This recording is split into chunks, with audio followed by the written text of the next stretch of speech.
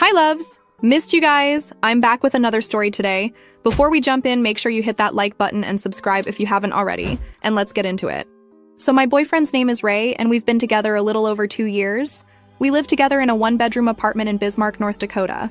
We're here because Ray got a remote position with a company based out of Minneapolis, and I'd been working here since I finished school, and neither of us had a reason to move yet.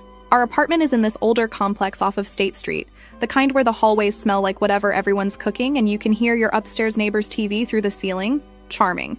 I need to back up and explain how we even got to the Reddit post situation because that's not the beginning. It's just where everything finally blew up in a way I couldn't keep pretending was normal. Ray and I met through my friend Zara. Zara was dating a guy on this recreational hockey league, and they were doing some charity bar thing downtown in January, which if you know Bismarck in January, you know that's basically asking people to die for a good cause. I almost didn't go because my car was being a nightmare in the cold. But Zara basically wouldn't stop texting me about it, so I went, and Ray was in the group, and he was funny and easy to talk to, and we ended up at this table in the back of Borrowed Bucks Roadhouse talking until they kicked everyone out. First year was good, and I'm saying that up front because I'm not going to rewrite history to make myself look smarter. It was genuinely good. Ray was thoughtful, we'd do stuff on the weekends even when there's literally nothing to do in Bismarck in the winter, which is most of the year. He got along with my family, which was huge because my dad is not an easy sell. My parents live about 15 minutes south of the city. In this house my dad has been adding on to for years. Every room is slightly different because he did it himself over time. My dad liked Ray because Ray could keep up with him talking about anything. The grain market, deer season, whatever the city council was messing up that week. My mom liked him because he had good manners and always brought something when he came over. My brother Andy, who's 22 and still living at home, liked Ray because Ray let him use his gaming accounts and would actually play online with him, which Andy thought was the coolest thing. Things started changing around the 1 year mark, and I need to be specific because looking back, each individual thing seemed like nothing but together they were something. It started with comments about my friends, small stuff. Zara would text about getting food at this pro place we both love near the mall, and I'd mention it to Ray and he'd make some remark about how Zara never has money and I always end up paying, which happened one time because she forgot her card. But Ray turned it into this recurring thing he'd bring up like Zara was some freeloader draining my bank account. Or my friend Lily from my job would invite me over, and Ray would get this expression and then say something about how Lily only hits me up when she wants someone to listen to her complain. Not true at all, but try arguing with someone about their interpretation of your friend's intentions. You can't win that. Then it moved to money. We split rent and utilities, and our personal spending was supposed to be our own, but he developed opinions about everything I purchased. I'd come back from Target, and he'd comment about me being there again like I was addicted to Target. I bought new winter boots in October because newsflash, North Dakota requires boots that actually work, and he made a whole thing about how I had boots already. The boots I already had were 3 winters old with cracked soles that let water in. But okay, Ray, let me just get frostbite to save $40. Then came the family comments. I'm close with my family. My mom and I talk almost every day, and I go over for dinner at least once a week, sometimes more. Ray started saying stuff about how much time I spent there. He'd say it must be nice having a second home to run to whenever real life gets hard. He said it like a joke, but it didn't feel like a joke. And every time I told him to cut it out, he'd act all confused and say I was too sensitive and couldn't handle any teasing. I want to be extremely clear. I am not someone who sits there silently while people take shots at me. Every single time Ray said something that bothered me, I told him directly. I said, stop making comments about Zara. I said my spending is not your business. I said my family is not negotiable. And every single time this thing would happen where by the end of the conversation, I was the one feeling bad. He'd bring up something unrelated from weeks ago, or he'd start talking about something I did that hurt him, and suddenly we're not even discussing his comment anymore. We're arguing about the time I was 20 minutes late to meet him somewhere in September. It was like trying to nail water to a wall. Okay, so the Reddit post. About 6 weeks before everything exploded, I was lying in bed at like 1 a.m. unable to sleep. Ray was out cold next to me, snoring, totally unbothered. And I was running through everything in my head. All the little moments from the past year. All the times I tried to bring stuff up and somehow ended up being the one who apologized. I grabbed my phone and found a relationship advice sub and just started typing on a throwaway. I kept it anonymous. No real names, no location, no identifying details. I described the pattern. Friend comments, money policing, family digs, the conversational misdirection every time I tried to address it. Posted it around 2 a.m. and passed out. Within 2 days, it had hundreds of comments. Most people were pointing out that this was textbook isolation behavior. Someone asked me to count how many friends I'd stopped seeing as often since dating him, and I actually sat there and counted, and it was 3. 3 friends I saw less regularly because it wasn't worth the comments and the weird energy from Ray afterward. Reading that was like having cold water thrown on me. I'd been so focused on each individual incident that I never stepped back and looked at the overall picture. I didn't do anything dramatic after reading the comments. I just started paying attention differently. I noticed how Ray would check my phone location. I noticed how he'd ask what my mom and I talked about with this specific tone, not curious, more like auditing. I noticed he'd get weird if I didn't respond to a text within 15 or 20 minutes, even if I was literally at the grocery store. I was building a mental picture and I didn't like what it looked like. Then about 3 weeks ago, Wednesday night, I was in the kitchen making pasta. Ray was in the living room on some work call. My phone was on the counter and I'd been looking at Reddit earlier, but I thought I'd closed it. When I picked up the phone to check a text from my mom, the Reddit app was still open, and it was on my throwaway account, the post sitting right there on screen. I switched to my messages and didn't think about it, because why would I? He was on a call in the other room. Ray finished his call maybe half an hour later. Came into the kitchen, totally normal, grabbed a plate, sat on the couch. We were talking about nothing, his work, some road construction on Divide Avenue that's been making his gym commute annoying. Then he picked up my phone from the coffee table. He does this constantly, just grabs my phone to look up random stuff even though his is right there. I normally don't care, but this time I immediately thought about the Reddit app. I reached for it and said I needed to text someone. He didn't hand it over. He was looking at the screen and scrolling. I said, "Ray, give me my phone." He kept scrolling. I said it again. And he just goes, "Is this about me?" I could have lied. I could have said 100 things. But I was exhausted from a year of managing his feelings and monitoring my own reactions and performing this version of our relationship that kept him comfortable. So I said, "Yes, it's about you." What followed was the worst hour of my life in that apartment. He started pacing. He was reading pieces of my post out loud, but not accurately. He was pulling sentences out and twisting them. I'd written about feeling like I was walking on eggshells, and he was screaming that he was the one walking on eggshells because apparently I was so sensitive he couldn't breathe without me getting offended. He kept going to the comments section and reading the ones where people called him abusive, and he'd practically shoved the phone at me going, "Do you think this? Is this what you think I am?" I tried to explain. I told him the reason I posted was because every time I tried to have a real conversation with him about these things, it went nowhere. I said I needed an outside perspective because I was starting to question my own judgment. He was not hearing a single word. He kept repeating that I went to strangers instead of coming to him like an adult. I said, "I did come to you, Ray. Multiple times. You just turn it around every single time until I'm the one apologizing." He said that was because the problems I was raising weren't real problems. They were me looking for reasons to be unhappy. Then his whole energy shifted. He got very calm. He said I had humiliated him. He said I put their private life on the internet for thousands of people to read and judge. He said this was the most disrespectful thing anyone had ever done to him in his life. Then he walked into the kitchen with my phone, did something on it for about a minute, came back and held up the screen showing the factory reset confirmation. Said there, "Your little diary is gone." And he had this expression like he'd just accomplished something important. I was standing there, not because I was some helpless deer, but because I was calculating. I was trying to figure out which of the 17 things I wanted to say needed to come first. I told him he just destroyed everything on my phone. Every photo, every message, every contact, 2 years of my life on that device. He said it's a phone and I could set it back up in 20 minutes. I told him that was not the point. He said the point was that I don't air private business to the internet. That's when he said it. He told me if I ever posted about him again, he would make sure everyone saw a side of me I don't want them to see. I asked what that meant. He got this look, smug, satisfied, like he'd been saving this. He told me to think about it.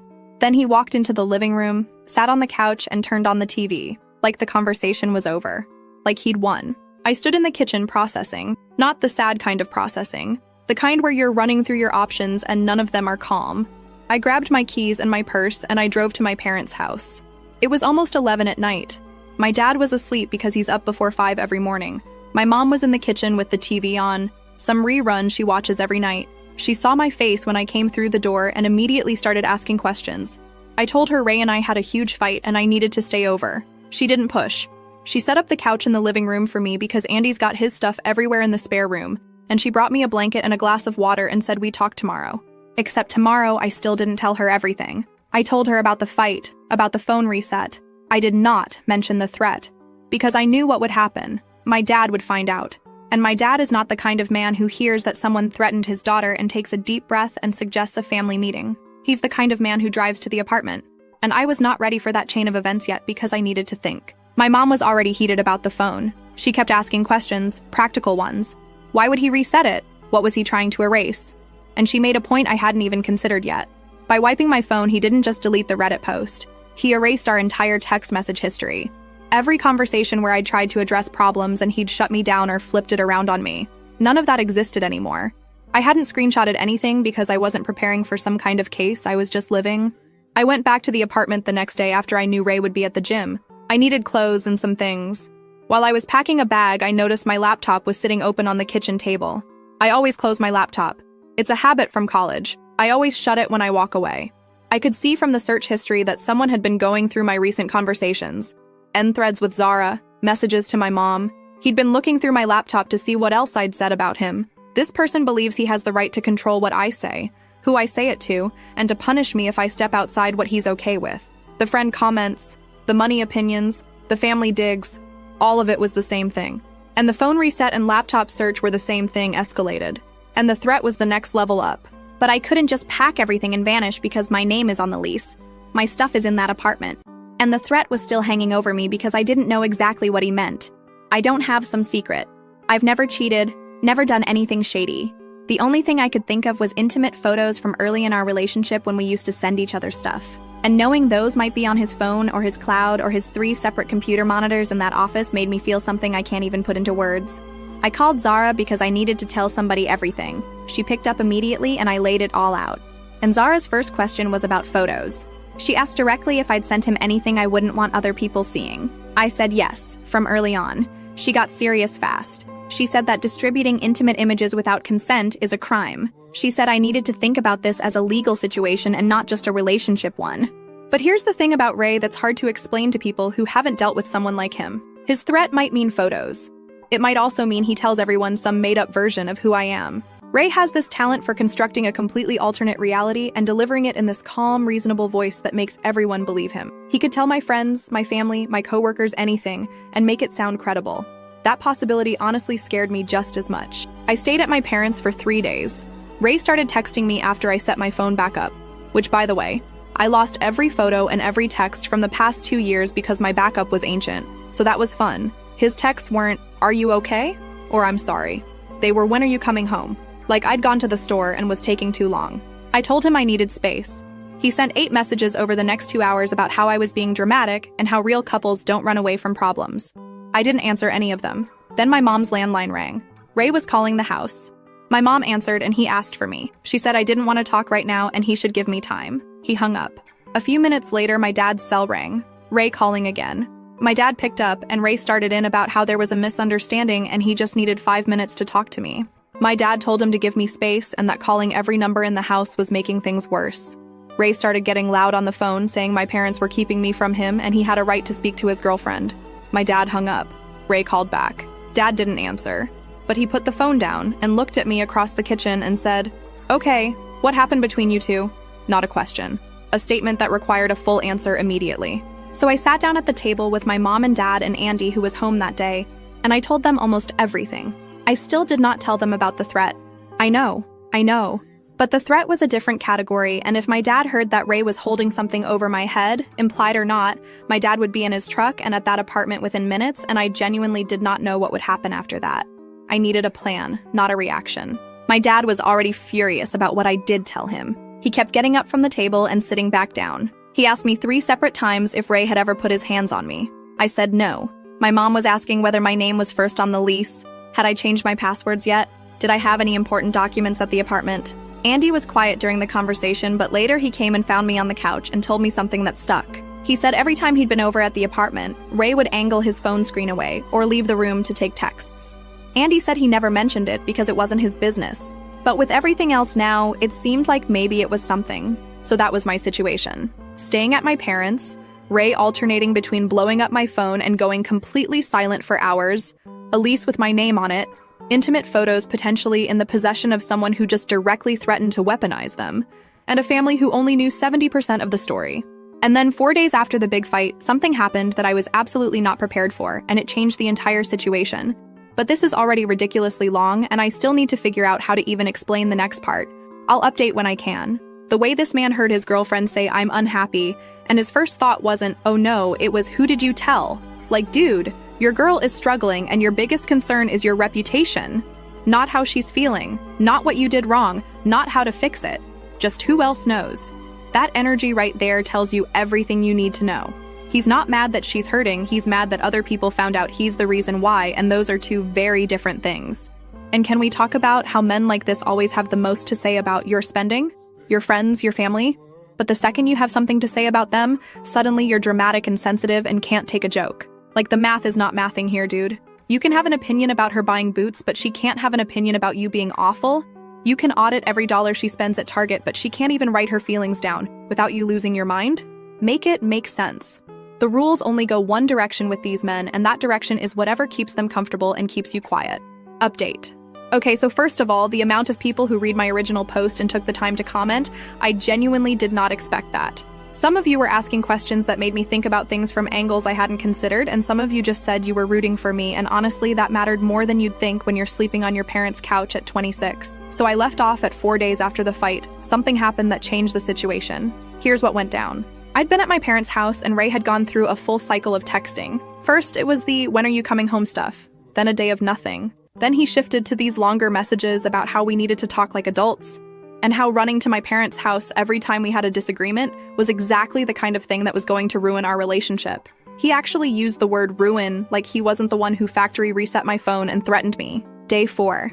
I was sitting at my parents' kitchen table eating cereal and scrolling through my phone, which was still basically empty because setting it back up from a 2-year-old backup meant I was missing basically everything recent. My mom was at the sink doing dishes, and my dad had already left for work. Andy was still asleep because Andy doesn't surface before noon if he doesn't have to be anywhere. Ray texted me asking if I could come by the apartment that afternoon because he wanted to talk in person, and he said he had something to tell me, not an apology. Not "I miss you." He said there's something you should know, and I'd rather say it face to face. Now look, I know what you're thinking. Don't go, it's a trap. He's going to manipulate you. And yeah, I thought about that. But here's the thing. I still had stuff at the apartment that I needed. Important stuff. And also, and I know this is going to sound naive, but I genuinely wanted to hear what he had to say. Not because I was hoping for an apology, but because the threat he made was still sitting in my brain like a splinter. If he was going to tell me what he meant by that, I wanted to hear it. I told my mom I was going to the apartment to get some things. She asked if Ray would be there. I said probably. She gave me a look that could peel paint and told me to call her if I needed anything, and to keep my phone in my pocket. I told her I would. I drove over around 2 p.m. The parking lot of our complex was mostly empty because most people in our building work day shifts. I sat in my car for a solid 5 minutes just staring at the building. Not because I was scared, but because I was running through scenarios. What was he going to say? What was I going to say back? What was my line? The thing he could say that would make me stop listening and leave. I went up and let myself in. Ray was sitting on the couch with the TV off, which was immediately weird because that TV has not been off during waking hours in 2 years. He looked like he'd been sitting there waiting, not like he'd just sat down. The apartment was clean, which was also weird because Ray is not a cleaner. I'm the one who keeps the apartment from looking like a frat house, and I'd been gone for 4 days. But everything was wiped down, dishes done, floor vacuumed. I could see the lines from the vacuum on the carpet. I didn't sit down. I went straight to the bedroom closet and started pulling my documents folder and some clothes I needed. He followed me and stood in the doorway and started talking. He said he'd been doing a lot of thinking since I left. He said he understood why I was upset about the phone, and he shouldn't have done that. He said the fight got out of hand and he reacted badly. And then he said the thing he wanted to tell me in person. He said he'd read my entire Reddit post again before he reset the phone. Not just the parts he'd read out loud during the fight, all of it, and all the comments. And he said reading what hundreds of strangers said about him made him actually look at his own behavior for the first time. I was pulling clothes off hangers and shoving them into a bag, and I stopped because of the way he was framing this.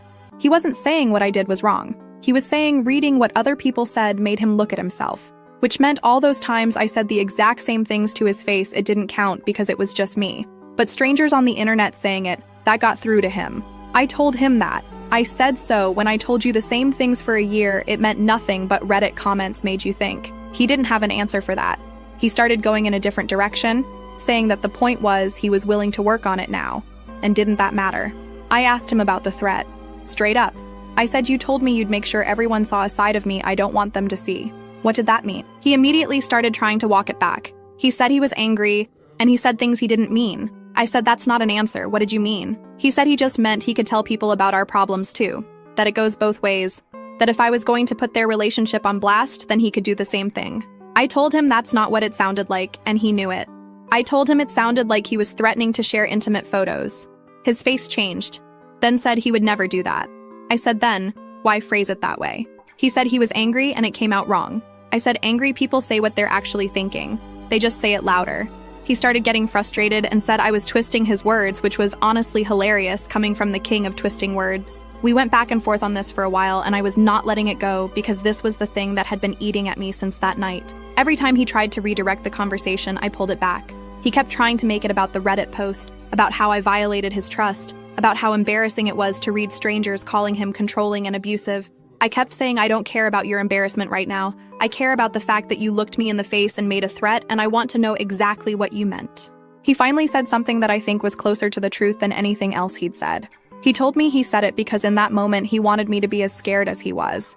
He said reading that post and those comments made him feel like he was losing control, and the threat was him trying to get it back. Which, okay, at least that was honest. But also, do you see what he just admitted to? He literally said the words losing control about our relationship. Not losing me, losing control. I pointed that out and he got flustered and said that wasn't what he meant. He meant he felt like the relationship was falling apart and he panicked. But he said what he said. You don't accidentally say losing control about a person you're supposed to be in a partnership with. I finished packing the bag. I had my documents, my clothes, a few other things. And then I told him something I'd been thinking about all week. I told him I wanted him to delete any intimate photos or videos he had of me. All of them. Everything from our entire relationship. He immediately said he didn't have anything like that. I said, Ray, we literally sent each other stuff during the first 6 months, don't play dumb. He got quiet for a second and then said he meant he didn't have them saved anywhere, that they were just in old text threads and he'd already lost them when he got a new phone last year. I asked him if they were backed up to his cloud. He said he didn't think so. I said you don't think so or you know so. He said he'd check. I told him checking was not optional and I wasn't going to just trust his word on this. He was starting to get agitated, saying I was treating him like a criminal when he'd just tried to have an honest conversation with me. I told him he lost the right to be treated with blind trust when he factory reset my phone and made a veiled threat in the same night. That conversation ended with nothing actually resolved. He said he'd look through his cloud and his devices and delete anything. I said I wanted confirmation. He said I was being paranoid. I said you would be too if the roles were reversed and you know it. I left with my bag and drove back to my parents' house feeling like I'd accomplished exactly nothing except confirming that Ray was capable of telling me what I wanted to hear without actually giving me anything concrete. When I got back, my dad was home from work and sitting in the kitchen, and he could tell from my face that I'd seen Ray. He asked how it went, and I gave him the short version, that Ray acknowledged the phone thing was wrong and said he wanted to work on things. My dad just kind of looked at me and said, "People who want to work on things don't destroy your property first." Which, yeah, fair point. That night, Zara came over to my parents' house because I needed to download everything that happened. We sat on the back porch even though it was freezing because I didn't want my parents hearing everything. I told Zara about the conversation and about Ray saying the threat was about being scared and wanting me to feel the same. Zara was not buying it. She said that's what people say when they realize how bad the thing they said sounds and they need to repackage it as something sympathetic. She asked if I believed him about the photos. I said I don't know. She said that's the problem. Zara brought up something else I hadn't thought about. She asked me who in Ray's life knew what was happening, because up to this point, everything had been between me and Ray and my family. She asked if Ray's friends knew we'd been fighting, if his family knew I'd moved out. And I realized I had no idea. Ray doesn't talk to his family much. His parents are divorced, and his mom lives in Fargo, and his dad is somewhere in Wisconsin, and they're not close. He's got a couple friends from the hockey league, but I had no clue what he told them about any of this. That mattered because one of Ray's hockey friends is this guy, Patrick, who I actually get along with, okay. Patrick's girlfriend Kimberly and I had hung out a few times at group things. If Ray was telling Patrick and the rest of the guys some version of events where I was the crazy one who abandoned him over nothing, that was going to become a whole separate problem, especially because Patrick and Kimberly live in our building, 2 floors up. The next day, day 5 of staying at my parents', I was on the couch trying to restore more stuff to my phone when Andy came in from somewhere and dropped onto the other end of the couch and just said, "Hey, can I tell you something weird?" Andy told me that a couple weeks before the big fight, he'd been at our apartment playing games in the living room while Ray was in his office on a call. Andy said Ray's call went long and Andy needed to use the bathroom. The bathroom in our apartment is right next to Ray's office and the walls are paper thin. Andy said he could hear Ray talking and it wasn't a work call. He said Ray was talking to someone about me, specifically about how I'd been distant lately and hard to deal with, and how he didn't know what my problem was. Andy said the tone wasn't like someone venting to a friend, it was more like someone building a case, laying out a list of things I'd supposedly been doing wrong. I asked Andy who Ray was talking to. Andy said he didn't know, but the way Ray was talking, explaining who I was and what I did, it sounded like he was talking to someone who didn't know me. Not Patrick, not any of the hockey guys who've met me. Someone else. I asked Andy why he didn't tell me sooner. He said at the time he figured it was just Ray complaining to a friend, and everybody does that. But now with everything coming out, it felt different. It felt like Ray was telling someone a specific version of who I was before anything had even blown up between us. I sat with that for a while. Andy went back to his room and I just sat there turning it over. Ray had been talking to someone I'd never heard of about me in a way that sounded like he was setting up a narrative. And now I was thinking about his threat differently. Make sure everyone saw a side of me I don't want them to see. What if it wasn't about photos? What if he'd already been telling people things about me, creating a version of events where he was the reasonable one and I was the problem? What if the side of me he was going to show people was a complete fiction he'd already started building? This opened up a whole new box because suddenly, I wasn't just worried about intimate images. I was worried about my reputation with people I didn't even know about. And the thing about Ray is he's convincing. He could tell someone I was emotionally volatile or controlling or whatever, and deliver it with this calm, concerned voice, and people would believe him because he comes across as so reasonable. I decided I needed to go back to the apartment and have a real conversation about this. Not the surface level you said this and I said that back and forth. A real conversation where I pushed until I got actual answers, because I was done accepting vague reassurances and half-truths.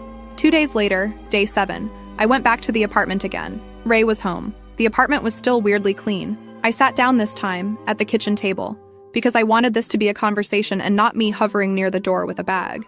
I started by asking him who he'd been talking to on the phone a couple weeks before the fight. The call where he was discussing me and our relationship with someone I apparently didn't know. His face did something real quick, and then he asked what I was talking about. I told him Andy overheard part of the conversation through the wall. And Ray's response was to immediately go after Andy. He started talking about how Andy is always at the apartment and doesn't know how to mind his own business, and is Andy really the person I'm going to take information from? I told him I was not going to let him make this about Andy. I said, who were you talking to? He tried to dodge again, saying he talks to people about his life, and that's normal. I said, yeah, it's normal. So who was it? He finally said it was a guy he knew from an online group, some kind of men's advice thing. I asked what kind of men's advice group. He said it was nothing weird, just a forum where guys talk about relationship stuff. I asked why he would go to random guys on the internet to talk about me when he could talk to his actual friends. And he literally could not answer without seeing the irony, because that was exactly what I did. I went to the internet for advice about him. The difference was I did it anonymously and he was apparently giving out personal information about me to people in some men's group. I pointed that out.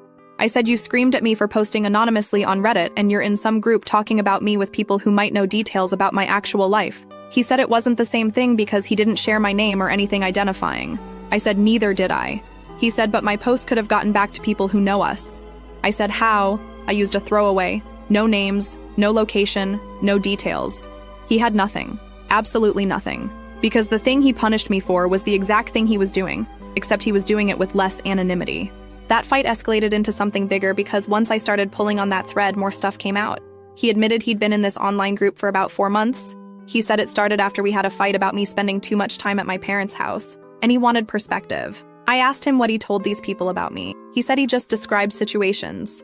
I asked him to be specific. He said things like me being too close with my family and not making enough effort in the relationship and being emotionally withdrawn. I said emotionally withdrawn. He said, yeah, that sometimes I seemed like I didn't care and I was just going through the motions. And I looked at him across that kitchen table and I said, Ray, do you understand that the reason I seemed withdrawn is because I was walking on eggshells for a year trying not to set you off? Do you get that? The thing you complained about to strangers was the direct result of your own behavior.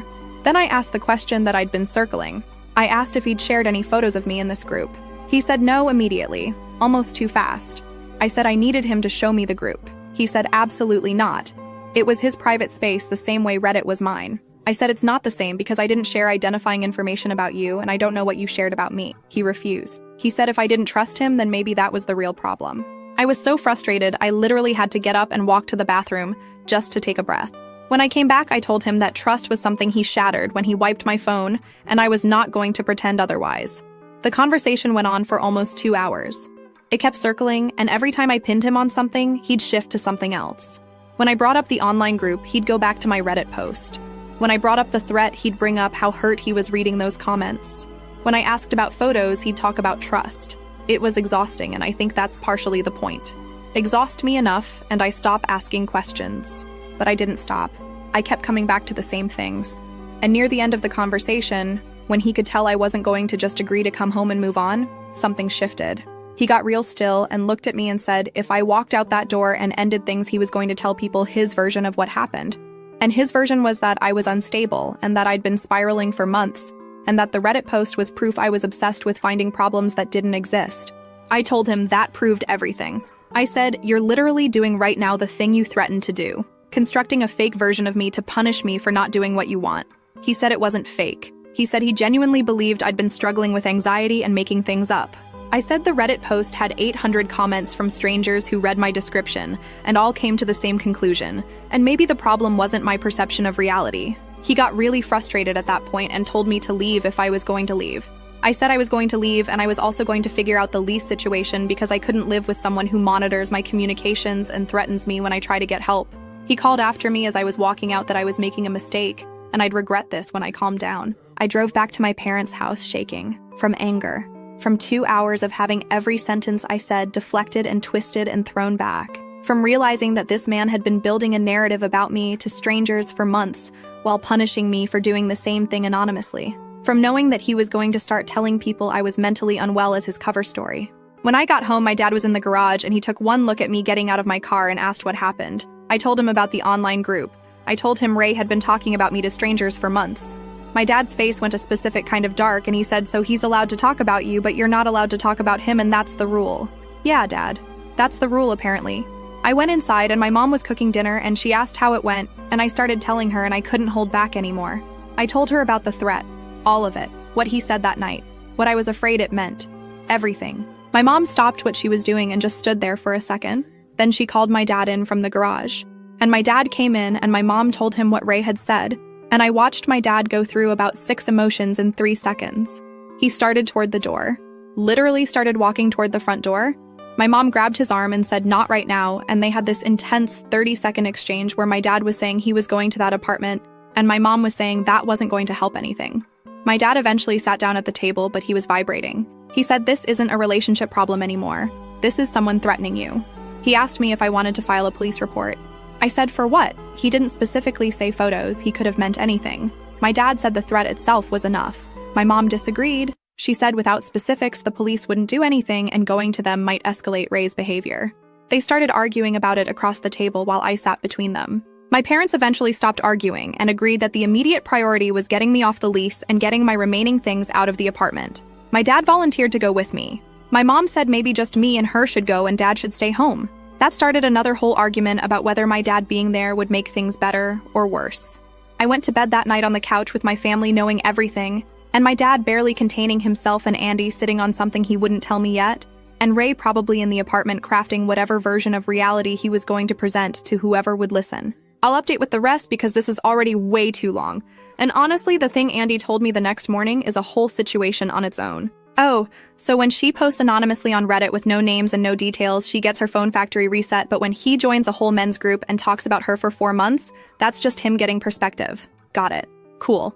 Love the rules. Love how they only apply in one direction.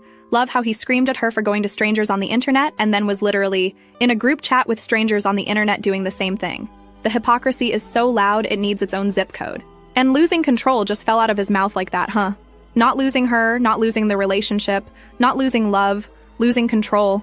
And he tried to walk it back, but the thing about the truth is it doesn't need an invitation, it just shows up and sits down. You can try to rephrase it and repackage it and put a bow on it. But we all heard what you said, dude, and you can't unring that bell. Some men will tell you exactly who they are in the middle of a sentence, and then spend the next hour trying to convince you they didn't say it. But they said it. They always said it. Final update. Okay, last one. I promise. And honestly, this update is the wildest one because everything kind of exploded at the same time and I'm still sorting through the aftermath, but I think I owe you guys the full picture since you've been here for all of it. So I left off with Andy saying he had something to tell me. The next morning I was up early, couldn't sleep again, and Andy was already in the kitchen, which should tell you how serious this was, because Andy before noon is like a solar eclipse. It happens, but it's rare. He sat down across from me and told me that about a week before the big fight he'd been at our apartment. He was in the living room playing on Ray's PlayStation, and Ray was in his office with the door mostly shut but not latched. Andy said he got up to use the bathroom, and when he passed Ray's office, he could hear Ray on Discord, like clearly on a voice call with other guys. Andy said he wouldn't have thought anything of it except he heard my name. Andy stopped in the hallway and listened for maybe a minute. He said Ray was talking to at least 2 or 3 other guys, and the way they were going back and forth, it sounded like a group Ray was comfortable with, not strangers.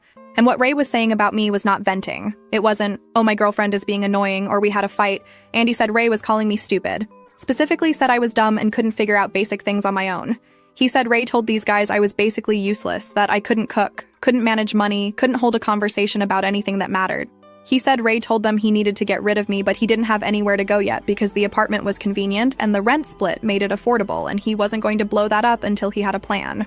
Andy said the other guys on the call were laughing. One of them apparently said something like, just ghost her, and Ray said he couldn't because I'd go crying to my family and make it a whole thing. Another one said something Andy couldn't hear clearly, and Ray laughed and said she thinks we're gonna get married, which is honestly sad. Andy told me he stood in that hallway for about a minute and then went back to the living room and put his headphones on and didn't say anything. I asked him why. He said because he didn't know what to do with it. He said part of him thought maybe Ray was just talking trash the way guys sometimes do, and he didn't want to blow up my relationship over something that might have been exaggerated, bro. Talk. But then the fight happened, and the phone thing happened, and the threat happened, and Andy said he couldn't sit on it anymore. I just sat at that kitchen table looking at my little brother, and I could tell this had been eating at him. He kept apologizing for not telling me sooner. I told him to stop because he was 22, and it wasn't his job to manage my relationship, and honestly, what would I have done if he'd told me before the fight? Probably confronted Ray.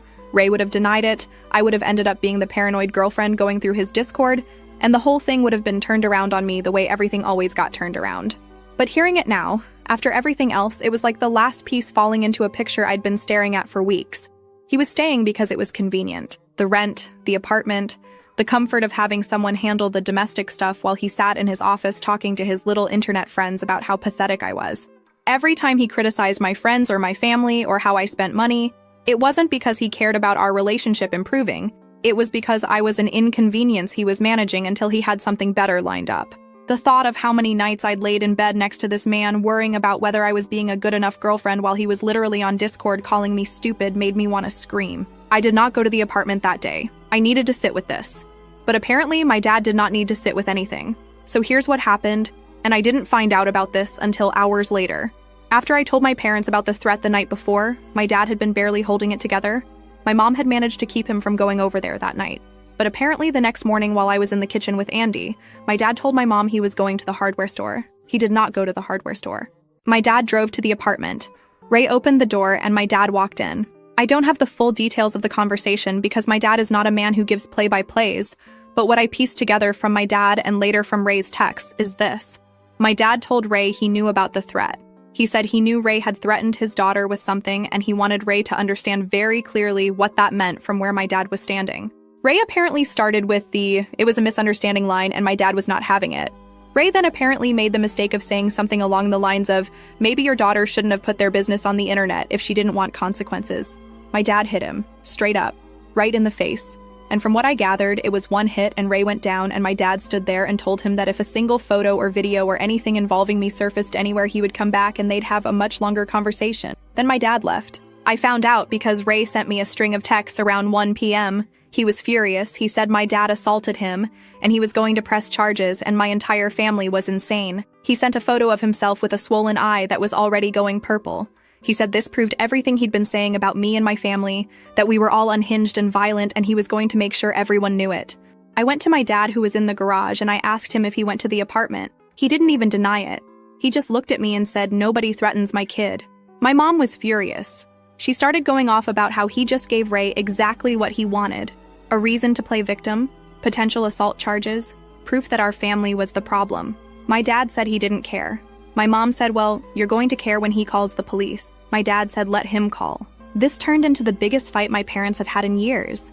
My mom was yelling that dad made everything worse, that now Ray had ammunition, that she'd specifically told him not to go over there. My dad was yelling back that his daughter was being threatened, and no man alive was going to do that, and expect him to sit at home. Andy and I were in the living room listening to them go at it in the kitchen, and Andy just looked at me and said, well, this is fun. I texted Ray back. I told him that I did not send my dad, and I did not know he was going to do that. But I also told him that threatening someone's daughter and being surprised when her father shows up is a special kind of stupid. He sent back a bunch of messages about lawyers and charges and how I was going to regret all of this. I told him to go ahead and file charges, and while he was at the police station, he could explain why he factory reset my phone and threatened to distribute intimate images. I told him to really think about how that conversation would go for him. He didn't respond to that one. The next few days were chaos. My mom wasn't speaking to my dad. My dad was acting like nothing happened. Ray was sending me walls of text alternating between threatening legal action and asking if we could work things out, which was honestly the most Ray thing possible. One message, it's "I'm pressing charges," and the next, it's "I still think we can fix this." Like, sir, what? I went back to the apartment with my mom to get the rest of my stuff. Ray was there, and the bruise on his eye was deep purple and yellow at the edges. He tried to talk to my mom, started in about how my dad had no right, and he just wanted to have a reasonable conversation. My mom told him that reasonable people don't factory reset their girlfriend's phone, and he should be grateful it was just one hit because she had to physically hold my dad back from coming here every day this week. Ray stood in the hallway watching us carry out boxes, and every trip past him, I could see him trying to figure out how to regain some footing in this situation, and failing. The lease situation took some back and forth, but I'm off it. My landlord was actually helpful once I explained the situation without going into all the details. Just said the relationship ended and I needed off. Ray never filed charges against my dad. I think Zara was right when she said he wouldn't, because opening that door meant explaining the full context, and Ray didn't want anyone in authority hearing my side of the story. The threat about photos was enough to make him think twice about involving police. He's texted me a few more times since. The last one was 3 days ago, saying he hoped I was happy destroying something that could have been great. I didn't respond. There's nothing left to say to someone who thinks calling you stupid and useless behind your back while eating the dinner you cooked is something that could have been great. I'm still at my parents'. My mom and dad are talking again, mostly, though my mom still brings up the apartment visit when she's annoyed about anything. The photos thing still hangs over me. I don't know if he actually has anything saved. I don't know what he told his Discord group. I filed a report with the police about the threat, so there's a paper trail if anything ever surfaces. Zara keeps telling me North Dakota law is clear on this and he'd be an idiot to try anything. I believe her, but the not knowing still sits in the back of my head. Oh, and yeah, I made a new Reddit account, because Ray wanted me to believe that speaking up about what was happening to me was the problem, and every single person who commented on my original post proved that it wasn't. So here I am, still posting, still talking. If you read all 3 parts of this, you deserve a medal and a nap, and I hope your week is better than mine has been. Truly. Some men don't stay because they love you, they stay because your half of the rent is keeping their life affordable. That's it. That's the whole love story. You are not a girlfriend, you are a financial arrangement with feelings, and the feelings are getting in the way of an otherwise very convenient setup. And the wildest part is you'll never know, because these men will kiss you goodnight and let you cook them dinner and accept every single thing you do for them, while privately counting down the days until they can leave without it costing them anything. And I just need to say that dads who pretend they're going to the hardware store when they are absolutely not going to the hardware store are my favorite category of human being on this planet. Is it legally advisable? No. Would every lawyer in America say don't do that? 100%. But is there something deeply beautiful about a man who hears his daughter was threatened and simply cannot physically remain in a chair? Yes. Sometimes love doesn't look like good advice. Sometimes love looks like a man lying to his wife about where he's going because his whole body decided this was happening before his brain could catch up. His wife is right that it was dumb. His wife is also married to a man who would walk through a wall for his kid, and that's not nothing.